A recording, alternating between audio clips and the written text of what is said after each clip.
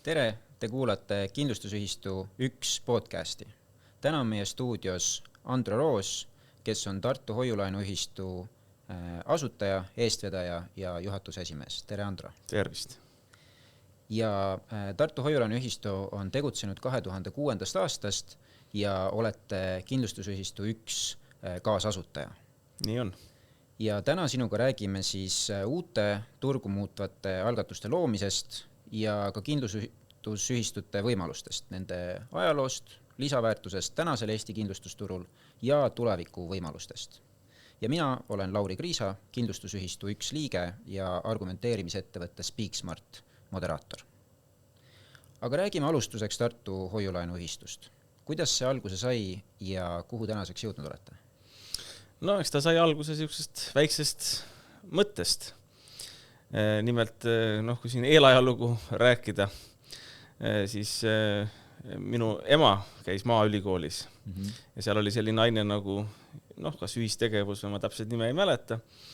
Igal juhul ühel vana aasta õhtul, midagi ei olnud teha. Mõtlesin, et võib-olla vaatan telekat või niimoodi, mida ikka vana aasta õhtul tehakse. Aga ema ütles seda, et näed, vaatasin on Jaan Leetsaare välja antud ühistegevuse õpik, et loe seda. Et see mulle ka nagu sümpatiseeris nagu selline koos tegemine või ma juba noorest peale 17-aastaselt proovisin näiteks erakonda asutada ja niimoodi, ei tulnud välja, sai 100 liiget kokku, 1000 oli tarvis, et kuidas rahvast koondada. Ja ühistegevus on ju tegelikult ka üks see, aga ma noore mehena, olles teooriaga mitte kokku puutunud, ei teadnud seda, kuidas seda siis nimetada või niimoodi. Ja oli seal Leetsaare õpik ja ma ütlesin, et vaata, ma ütlesin, ei, see kolhoosi värk mind ei huvita. Aga nagu oli vana aasta õhtu, midagi teha ei olnud, ikka võtsin kätte, hakkasin sirmima, vaatasin, see on ju päris õige ja vajalik asi. Ja siis oligi, uus aasta tuli, astusin Akadeemilise ühistegevuse seltsi liikmeks. Mul oli ka just vaja valida magistritöö teema ja kuna ma sinna Akadeemilise ühistegevuse seltsi astusin, siis noor mees, teised olid vanemad kõik, oli ka juhatuse valimine, siis Leetsaar soovitas, et näed Andro Roos ka juhatusse. Pidasin oma kõne ära, valiti juhatusse, pärast astus ligi Mart Sõrg, toona oli ta Eesti Panga nõukogu esimees, küsis, et mis on magistritöö teemaks valitud. Ma ütlesin, et teemat ei ole, ta soovitas ühistulist pangandust, võtsingi selle, aga kuna ma ei ole selline kirjutuslaua teadlane, et mulle ei meeldi kirjutada asjades, mida ma ise ei tea, siis võtsime lähemate mõttekaaslastega kätte, asutasime Tartu Hoiulaenuühistu, ema pani mul 10 000 krooni sinna, põlve otsas tegime ja siia me täna jõudnud oleme, et 5000 liiget ja 50 miljonit eurot siis bilansi mahtu. See on väga muljetavaldav ja kui paljud meist just enne aastavahetust teevad igasuguseid lubadusi ja neist asja ei saa, siis tore on näha, et sellest asjast sai asja. Aga ma kujutan ette, et nagu paljude uute algatuste puhul sina võisid ka kuulda seda tavalist lauset huvilistelt, et tundub hästi, aga tehke ära ja siis liitume. Ei, nii oli, jah. Et kuidas teil alguses inimeste kaasamisega läks? Viletsasti. Et põhimõtteliselt üks oli see, et tehke ära, teine oli see, et kuule, sa oled noor poiss, et mis noor poiss siin teha, et siin peab olema, mis sa ka tead ja siin peab olema elukogemust ja asja. Aga nüüd on vastupidi. Ma ütlesin juba toona, et vaadake, et ega seda õiget aega ei olegi, et kõigepealt oled noor ja ühel hetkel oled liiga vana. Et kui ma nimelt selle aasta alguses astusin erakonda, siis seal üllatusega kuulsin, et mind tituleeriti juba keskealiseks, nii et vaatasin, kuidas on aeg lennanud. Nii et saigi tõeks see, et õiget aega ei ole, et kas sa oled liiga noor või oled sa liiga vana. See on ka nüüd praktilise tegevusega kummutatud, et ikkagi on saanud tegutseda, et ka noored ja uljad mehed saavad teha. Nii et ega sellistel algatustel õiget aega ja õigeid inimesi polegi, tuleb lihtsalt kätte võtta ja teha nende vahenditega, mis on. Nii et selles mõttes on ka Kindlustusühistu 1 väga õige algatus, et kuskilt 0 koha pealt on algatus tehtud ja hoolimata sellest, et väga raske on ja hoolimata sellest, et öeldakse pidevalt, et tehke ära ja küll me siis vaatame ja küll me tuleme ka siis kaasa. Et hoolimata sellest siin Tarmo Lääne tegutseb ja viib seda asja edasi ja teised mõttekaaslased, kes on kaasa tulnud, aitavad seda teha. Nii et õiget aega ise algatamiseks ja ka kampa tulekuks sellist absoluutselt õiget aega ei olegi, et kui on huvi ja usud millessegi, siis tuleb lihtsalt kampa minna ja ära teha. Jah, üks mu sõber ütles õigesti, et muutumine, mis ei alga täna, ei alga mitte kunagi, nii et kohe tuleb kampa tulla. See oli hästi öeldud. Aga kui me saamegi varsti rääkida muutumisest Eesti kindlustusturul, aga enne seda vaatame natukene minevikku, et tänases olukorras me kõik tellime mingisugust kindlustust, aga oleme harjunud sellise ühesuguse mudeliga, kus ettevõte pakub meile kindlustust kõrgema hinnaga, mis me oleme valmis maksma ja siis pärast tegevuskulusid ülejäänud raha läheb ettevõtte aktsionäride kasumiks. Aga kui vaadata tagasi, siis tegelikult ju kindlustus on olnud palju mitmekülgsem ja sina oled sellest oma ühistukooli loengutes ka rääkinud. Et kas sa saaksid avada seda, et milline kindlustus ajaloos on üldse olnud? Noh, eks muistsel ajal kindlustus algas pangandusest ja merelaevandusest. Et noh, nad olidki üks sisuliselt ja nii nagu tänapäeval islamimaailmas intressi võtmine on keelatud, oli ta keelatud ka katoliiklikus Euroopas keskajal, aga siis ainukene valdkond, kus intressi võtmine oli lubatud, oli merekaubandus ja seal oli ta lubatud sellel eesmärgil või sellel põhjusel, et noh, teatud tõenäosusega laevu läks põhja, see tähendab seda, et kas siis mereröövlite tegevuse tõttu või lihtsalt tormituulte või looduse tõttu. Ja noh, see tõenäosus oli hinnatud protsentides ja protsentides väljendades saabki öelda, et see on siis intressimäär. No ütleme siis, mis väljendubki siis protsentuaalset suhet, kahju protsentuaalset suhet kauba kogu väärtusesse. Nii et intressimakseid koguti, selles moodustus selline kindlustusfond tänases mõttes ja sealt hüvitati siis merelaevandusega seotud kahjusid. Ja ma kujutan ette, et see võis nende kindlustuse tellijate huvisid ka algselt siis rohkem täita, et kõik panustasid ühtsesse fondi, järgisid mingisugust tõenäosusteooriat seal sissemaksetele, et kui palju vaja võib minna ja seeläbi said meelerahu ilma, et see meelerahu liiga kallist hinda oleks maksnud. Noh, tuleb nii välja. Aga noh, uuemal ajal ütleme näiteks tulikinnituse seltsidest või tulekahju kindlustusest ju kindlustusseltsid kasvasid välja ja tegelikult nad olid ühistulised ettevõtmised. Ja ei olnud mitte rahalised ettevõtmised, vaid oligi niimoodi, et noh, näiteks ma usun, et see oli meil Eesti aladel, siin Eesti Liivimaal, aga noh, ajalooraamatutes tuuakse välja ikkagi Londonit ja ütleme, kuidas Londonis olid seal tulekahjud ja kuidas siis kindlustatigi sellega, et kas erinevad linnaosamehed või külamehed tulid kokku ja leppisid kokku. Ju nad kirjutasid mingisuguse lepingu ka siis alla, et juhul kui midagi juhtub kellegi majaga, läheb põlema, midagi muud, et siis kõik tulevad ühise kogukonnana appi, et kes toob kive, kes annab hobuse, kes annab vankri kivide vedamiseks, kes toob puid, kes tuleb ehitustöödega appi ja nii edasi. Aga probleemiks oli nagu see, et sageli, kui sellised tulekahjud juhtusid, siis juhtusid need kõigil ja korraga, et terve linn põles maha või terve küla põles maha. Ja siis igaüks toimetas oma maja juures, et taastada oma maja, et oma pere elu korda seada ja teistele appi ei jõudnudki.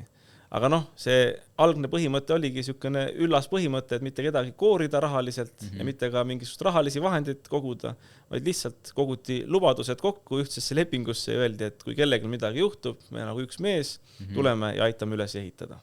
Ja tänasel ajal võrreldes selle Londoni ajaliga, mis mainisid, on võimalusi laienenud, et kui eelnevates üks podcastides on räägitud ka siis edasi kindlustuse võimalusest, et isegi siis, kui inimesed tulevad kokku, panustavad raha ja juhtub mingi suur kahju, siis on ikkagi variant, et ka see suur kahju on kindlustatud edasi kindlustajaga ja see ettevõte ei lähe uppi. No jah, põhimõtteliselt see tähendab seda, et tuleb teha kokkulepe teise kogukonnaga piltlikult öeldes, et seal midagi ei juhtu, siis tulevad nemad appi ja ütleb järgmise loo ajal siis see kahju kannatanud kogukond läheb, aitab neid. Et noh, see on siis lihtsas keeles öelduna. No selge, aga tuleme ajaloost tänasesse päeva või lähitulevikku ja räägime sellest, et millised võimalused tekiks Eesti kindlustusturul kindlustusühistu turule tulekust. Eelnevates üks podcastides on räägitud juba sellest, et mitte kõigi vajadused ei ole täna turul tagatud, et näiteks põllumeestel ja jahimeestel ei ole sellist kindlustust, nagu nad sooviksid. Aga aga milliseid võimalusi veel ühistu saaks siis oma liikmetele pakkuda, mida ettevõtte täna oma kindlustusklientidele siis vähemalt tänasel turul ei paku? No võib-olla kõigepealt nii palju, et Eesti kohta tavatsetakse öelda, no ükskõik mis valdkonnas see on, olgu see kaubandus või pangandus või kindlustus või mingi tootmine, et meie turg on väike ja selle tõttu siin ei saa teatud tegevusi teha. Noh, kõik see on nagu õige, et kui lähtuda nagu kapitali loogikast, et ega siin aktsiaseltsidel ei olegi väga palju siis kasumi teenimise võimalusi, juhul kui need aktsiaseltse väga palju tegutseb turul. Aga kindlustusühistud ja üldse ühistud on tegelikult totaalselt erinevad oma ülesehitusloogika poolest. Nende eesmärk ei ole mitte pakkuda omanikele kasumit, sest omanikud on ka samal ajal kliendid, muidu oleks see klientide taskust ju koorimine, vaid nende ülesanne ongi kliente kõige paremal moel rahuldada.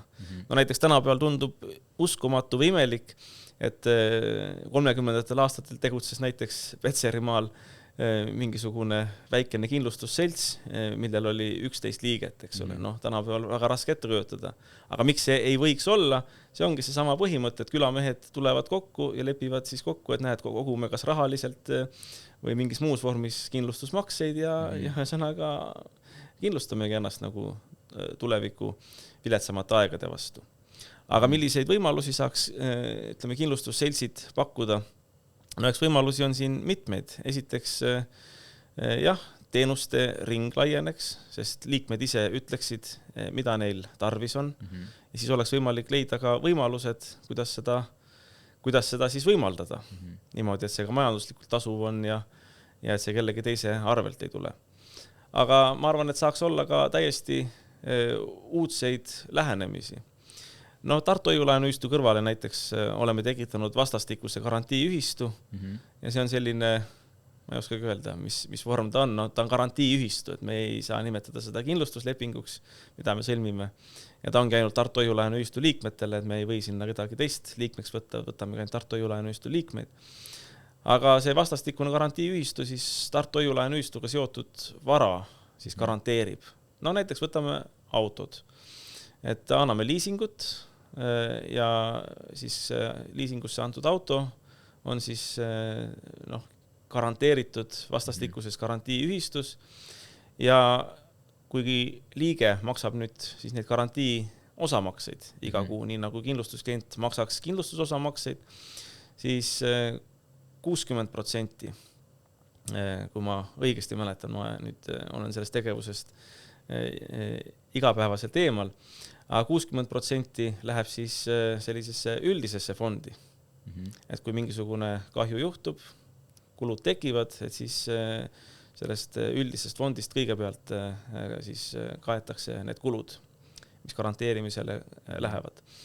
Aga ülejäänud 40% koguneb siis pool sellest liikme osakapitali ja ülejäänud pool siis liikme garantiikapitali.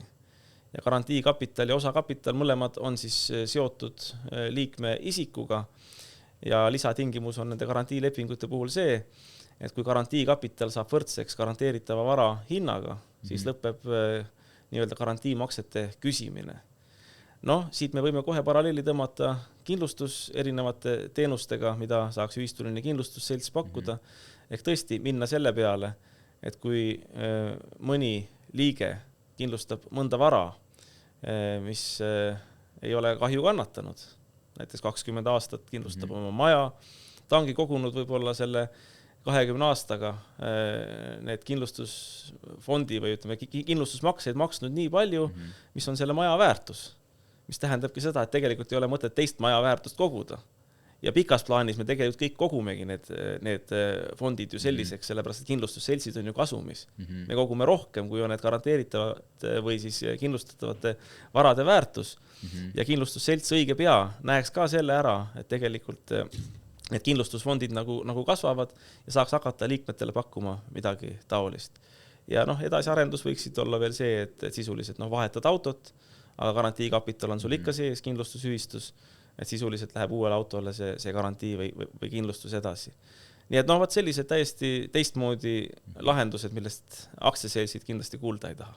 see on väga huvitav mõte, et kui praegu oleme harjunud, et ma maksan selle kindlustusmakse vahepeal sellepärast, et ma pean, näiteks see on kodulaenu saamisel üheks eelduseks ja liikluskindlustuses, aga arvestan, et see raha on pärast seda maksmist läinud, et ta teenis mulle selle kuu aega meelerahu, aga siis on ta läinud, et väga huvitav, et seal on tegelikult variante, et see sama makse, mis sa teed, on ka omamoodi investeering tulevikku ja sa saad sellest kasu ka pikemas vaates. No siis see üks näide ongi nagu selline, et mul üks tuttav kindlustas oma autot 10 aastat. Ja siis mõtlesin, et auto on juba vanem ka ja mis ma ikka rohkem kindlustan. Oli 10 aastat korralikult maksnud, no siis jättis korraks kindlustamata, siis juhtus õnnetus, eks ole. Ja kindlustuskatet enam peal ei olnud. Ja tegelikult, kui me hakkame mõtlema nagu taolisi näiteid, siis see on mõneti ebaõiglane, sest inimene 10 aastat kindlustas, ja küll 1 aasta vahel ei kindlustanud, aga ometigi ju tema arvelt kindlustusselts kogus endale nii kindlustusfondi kui ka kasumifondi raha. Õnnetuse aega me ju ei tea, millal see juhtub. Täpselt, jah. Ja selles mõttes on tõesti huvitav näha, et puhtalt sellepärast, et organisatsioon pannakse kokku oma klientidest, võimaldab seda raha niimoodi suunata, et nad saavad sellest tagasi rohkem ja jääb raha rohkem kätte. No nii on. Või kui me vaatame näiteks Soome pensionikindlustuse fondisid, mis omavad näiteks energiatootmisettevõtteid ja üldse tootmisettevõtteid, metsandusettevõtteid, taolisi asju. Ehk siis see on selge, et iga normaalselt juhitud kindlustusselts, olgu ta siis aktsiaseltsina asutatud või ühistuna asutatud, lõppkokkuvõttes jääb kasumisse. Küsimus on, kuidas seda kasumit jaotatakse, kindlustusaktsiaselts jaotab oma vähestele omanikele, aga kindlustusühistule hakkabki ju koguma sisuliselt ühisfondi. Ja selle ühisfondi arvelt on võimalik hakata soetama erinevaid muid tegevusi või ettevõtteid, soovitavalt tootmisettevõtteid. Või nii nagu Jaapanis on näiteks kindlustusseltsid omavad suuri pankasid. Minu arvates üks maailma suuremad pankasid, Mitsubishi pank, on ju kindlustusseltsile kuuluv pank ja nii edasi. See on väga huvitav, seda ei teadnud ka. Nii et ongi, et kindlustusseltsid omavad näiteks autotootmisi ja Jaapanis ja ühesõnaga selliseid suuri rahvusvahelisi tootmisettevõtted, mis toodavad omakorda omaniku tulu, mis omakorda viib mõtte selle peale, et sisuliselt need kindlustuskliendid, kes kunagi on kindlustusmakseid kogunud, on kogunud kokku nii suure kapitali, et neil ei oleks tegelikult juba sellepärast tarvis kindlustusmakseid maksta. Et nad on selle varem kogutud kapitali pealt tootmisettevõtted, mis toodavad omaniku tulu sellele kindlustusseltsile ja lõpuks selle omaniku tulu arvelt oleks võimalik katta ka võimalikud tulevased kahjud. Nii et me võime isegi niipidi seda asja mõelda. Et kui see kindlustussektor, ühistuline kindlustussektor oleks piisavalt vana, siis ühel hetkel ta sinnamaani areneks. Nii et sa juba hakkasid kirjeldama midagi sellist, mis tundub juba pikemalt tulevikku vaatav, et kui alguses organisatsiooni saab käima panna, seejärel täita oma klientide ja samas omanike vajadusi, kes siis on samad inimesed paremini kui võib-olla tänane turg saab, siis arvestades, et kui ühistut juhitakse mõistlikult, siis selle alles jäänud kapitaliga on võimalik päris palju ära teha ja need näited on selles vaates väga, väga huvitavad. No jah, ja ma tooksin võib-olla paralleeli poliitikast, mitte küll meie maailma poliitikast, aga ütleme siis Araabia maailma poliitikast, kus on ju väga palju Araabia riike, mis ise toodavad naftat, see on riigi käes, kuninga käes või valitseja käes, kuidas seda kuskil nimetatakse. Ja sisuliselt seal ei ole tegemist maksustamisega, nii nagu meil on siin Eestis või Euroopa Liidus, kus maksumäärad tõusevad, vaid seal ju riik ise toodab naftat, ta turustab seda, saab omaniku tulu ja jagab seda omaniku tulu siis rahvaga. Nii et sisuliselt kindlustusselts, kui ta need kapitalid kokku koondab, soetab tulevikus tootmisettevõtteid, saaks täpselt samamoodi käituda, see printsiip on tegelikult täpselt sama.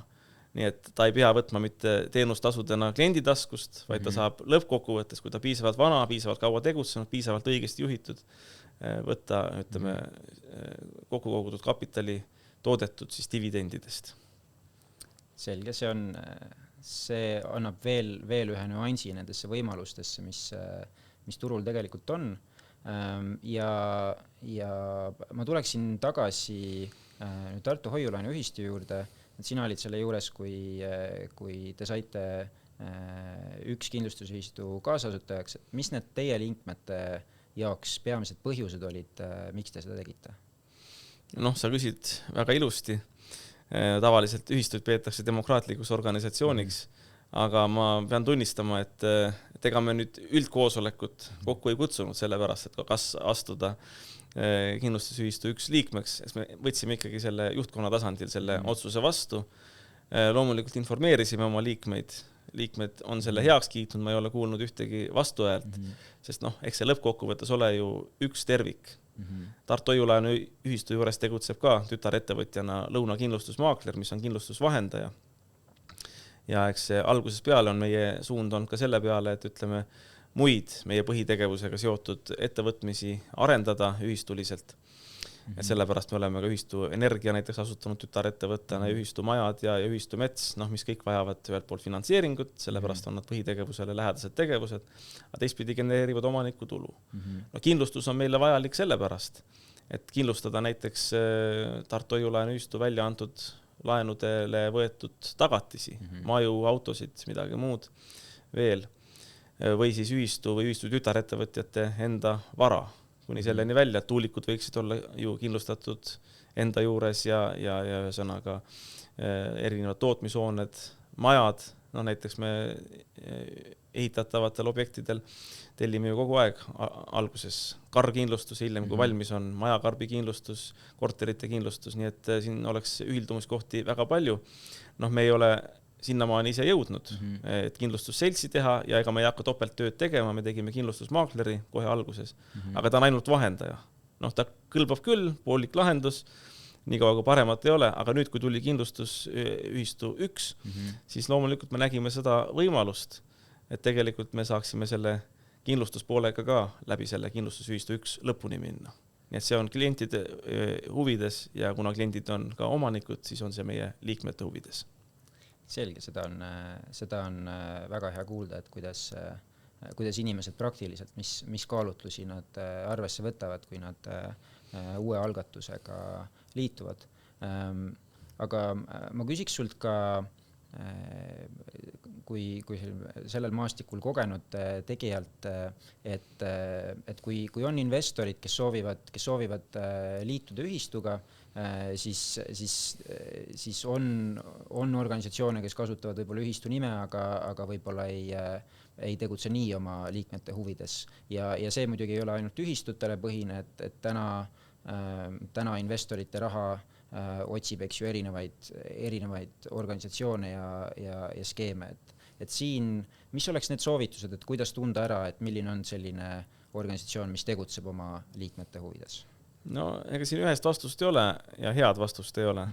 Aga ma arvan, et üks hea indikaator on see, et vaadata eestvedajate tausta. Et ei ole midagi teha, peab ikkagi vaatama, kes juhib seda ettevõtmist, milline on tema elukogemus, varasem töökäik ja kõik see. Ja kui see on usaldusväärne, siis suure tõenäosusega ta juhib ka seda organisatsiooni, antud juhul ühistut siis korrektselt ja eesmärgipäraselt. Aga muidugi täieliku garantiid ei saa kunagi keegi anda, sest meie elu mõjutavad välistegurid. Ka kõige ausamal inimesel võib asi metsa minna teinekord. Nii et siin teinekord minu käest on ka küsitud, et aga mis garanteerib seda, et rahaga ära ei jookse või midagi. Kui ma ise hakkas ütlema, et kuule tead, ma olen ikka aus inimene, et ma ei jookse, see oleks natuke imelik. Ma muidugi ei jookse, mul ei ole mõttes praegu, ma võin ausalt öelda seda. Aga siin inimesed jagunevad kaheks, et üks ütleb, et ta ajab lolli juttu, ajab lihtsalt puru silma, teine usub. Ma ütlen, et õigesti teevad need antud juhul, kes usuvad, aga ennast kiita, see ei ole nagu lahendus. Nii et ma ütlen seda, et inimene ise, kui ta astub ühistu liikmeks, olgu see kindlustusühistu või hoiulaenu ühistu või mõni põllumajandustootmisühistu, vahet ei ole, et siis ta peab veenduma selle eestvedajate tausta korrektsuses. Ja see ühistu juba struktuur annab selleks päris head võimalused, et ta on nende otsuste juures, saab neid mõjutada, saab küsida infot, saab veenduda ise, et tema otsus, kas tulevane või juba tehtud otsus on siis õige. Jah, sest tegelikult sama kaalutlus on ju ka kindlustusseltsist kindlustuse ostmine või pangast laenu võtmine, hoiuse panemine, ta ka ei tea ju, kas pangajuht jookseb rahaga ära või kindlustusjuht jookseb kindlustusportfelliga ära või ei jookse, eks ole. Aga vaat siin ongi see vahe, et ühistust ta saab mõjutada. Tavalises aktsiaseltsis ta seda teha ei saa, tal jääb üle ainult usaldada seda, et mingi väline kontrollorgan on asja heaks kiitnud, ühistutel on ka ju välised kontrollorganid, nii et siin toimub see asi täpselt samamoodi, aga vaat ühistus jah, ta saab mõjutada, tavalises aktsiaseltsis mõjutada ei saa. Et kui pildlikult võib öelda, et kui sa lihtsalt ettevõtte kliendina, kui tahad endale maja osta, kui ettevõtte kliendina pead selle ostma maja niimoodi, et sa seisad väljas ja vaatad ainult välisfassaadi, siis ühistuliikmena saad astuda sisse, veenduda, et kõik on korras ja isegi natukene kujundada seda, et see vastaks sinu vajadustele. Väga ilusti öeldud. Aga selge, selle pealt mul on ainult küsida, et kas sinul on midagi lisada, mida sa tahaksid, et meie kuulajad teaksid, kas Tartu Hoiulaenu ühistu kohta või muid mõtteid kindlustusturu kohta? See on nii lai küsimus, et siin võiks rääkida millest iganes. Aga pöördudes tagasi alguse juurde, et iga algus ongi raske ja see, et ta raske on, see ongi hea, sellepärast, et läbi raskuste tehakse tegelikult õigeid otsuseid. Võib-olla ma tooksin siin välja selle, kuidas me Tartu Hoiulaenu ühistus rajasime ühistulise tuulepargi.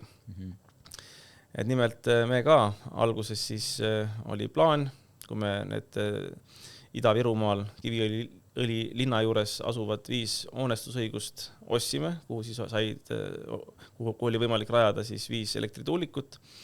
Siis me mõtlesime seda, et kuulutame liikmete hulgas välja, et see on ostetud, liikmetel on võimalik sinna läbi hoiuse siis investeerida ja võtta see endale pensionisambaks, aga me ei plaaninud ette, et see väga massiliseks saab, et võib-olla 20% vajalikust summast tuleb, ütleme siis investeeringuna liikmetelt ja ülejäänud peame võtma pangast laenu.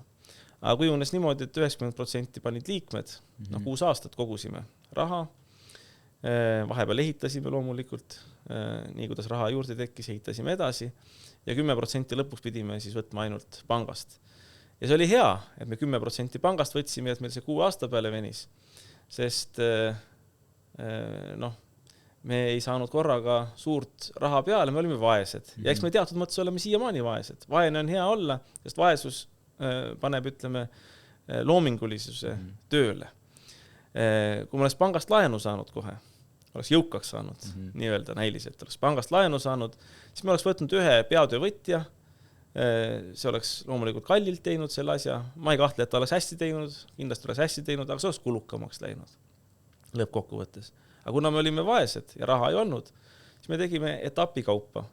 Kõigepealt rajasime teed, siis rajasime tuulikute platsid, siis vaatasime, kust oleks võimalik osta tuulikuid, lõpuks jäime kasutatud tuulikute juurde, sest uued tuulikud, nende tootlikkus oleks mõnevõrra parem olnud, aga kulu oleks suurusjärgu võrra olnud suurem, nii et see lõpp väljaandmine sealt kasumi mõttes oleks olnud kesisem.